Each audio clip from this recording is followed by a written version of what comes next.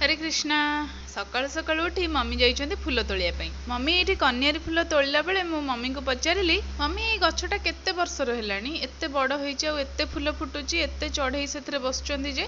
Mummy कहले एटा प्राय से 40 वर्ष पाखापाखि हब ए गछकू। भाभी पारुचंती 40 वर्ष हेलानी आमर ए गछरु लोक माने फूल तोलुचंती। एमिति पुराना पुराना जिनस सब मते देखिले ताकू साइती रखिबाकू भारी इच्छा हुए। सेथिबे मम्मी को मु कहली, मम्मी ए गछ केबे हेले काटिबेनी, कहीं ना से गछ 40 वर्षर जिनस देखी, बहुत किछि जिनस ता पाखरे स्मृति होइकी रहि जाइथिबो। एमिति एमिति कथा जेतेबेले मो मनरे चले मो सब कथा मम्मी को कह, आ मम्मी भी मते बहुत जिनस जणांती।